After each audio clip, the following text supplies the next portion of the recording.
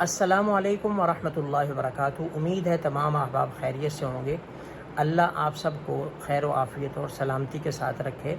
سورج اور چاند کا گرہن ہونا یہ اللہ کی نشانیوں میں سے ہے۔ لونر ایکلپس یہ مالک کے امر سے ہوتا ہے اور یہ اللہ کی قدرت کی نشانی ہے۔ مالک بتا رہا ہے کہ جو ان کو نور دے سکتا ہے وہ لے بھی سکتا ہے۔ هو الذی جعل الشمس ضیاء والقمر نورا، کہ جس نے سورج کو روشنی اور چاند کو نور بنایا ہے وہ ان سے نور واپس بھی لے سکتا ہے۔ اسی طرح زمین اور آسمان سارے اللہ کے امر کے محتاج ہیں، رات اور دن اللہ کے حکم کے محتاج ہیں اور اللہ کی نشانیاں ہیں یہ۔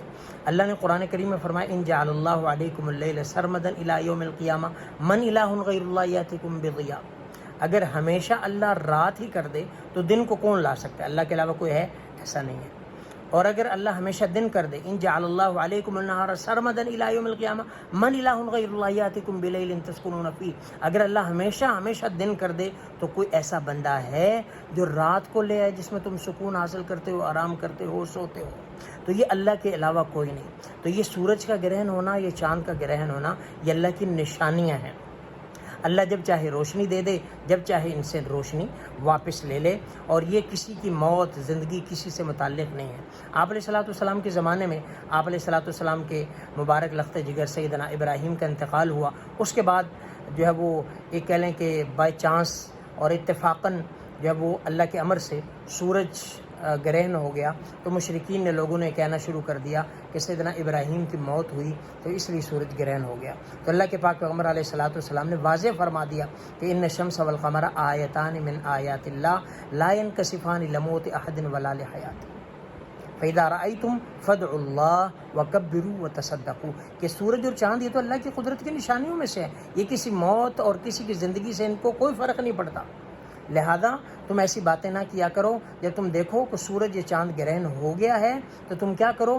اللہ سے مانگو، تم اللہ کی بڑائی بیان کرو، تم صدقہ کرو، یعنی کہ توبہ استغفار کی ترغیب دی۔ دوسری روایت میں کہ فاستغفروا، اللہ سے تم استغفار کرو۔ تو یہ اللہ اپنی نشانیاں بھیجتا ہے ڈرانے کے لیے، جیسے سورہ بنی اسرائیل نے فرمایا وَمَا نُرْسِلُ بِالْآيَاتِ إِلَّا تَخْوِيفًا، ہم کوئی بھی نشانی بھیجتے ہیں تو وہ ڈرانے کے لیے۔ اس میں بھی یہ فرمایا لِنُخَوِّفُ اللَّهَ عِبَادَهُ، تاکہ اللہ اپنے بندوں کو ڈرائے کہ بندے اللہ کی نافرمانی سے باز آ جائیں۔ تو اس لیے یہ ساری کی ساری چیزیں اللہ اپنی قدرت کی نشانیاں دکھانے کے لیے، بندوں کو جھنجھوڑنے کے لیے کہ بندے جو ہیں وہ باز آ جائیں، گناہوں سے باز آ جائیں، اللہ کے فرما بردار بن جائیں، اللہ کے مطیع بن جائیں۔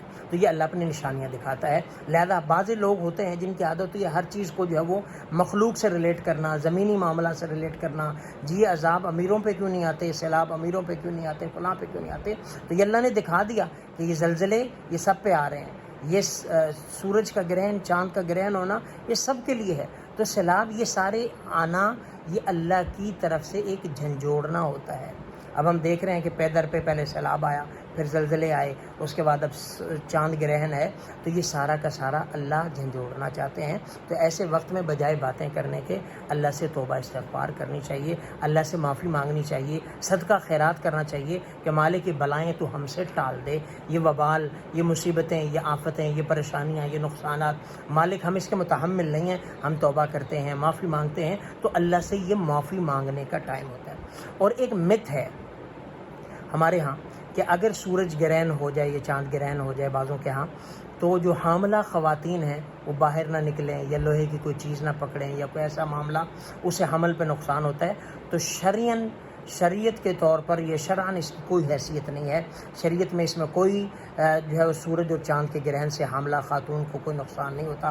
ہاں میڈیکلی جو ہے وہ میڈیکل اسپیشلسٹ ہیں، ان سے پوچھ لیا جائے کہ اس کا کوئی سائیڈ ایفیکٹ ہے یا سورج گرہن یا چاند گرہن کوئی ایفیکٹ ڈالتا ہے یا نہیں ڈالتا۔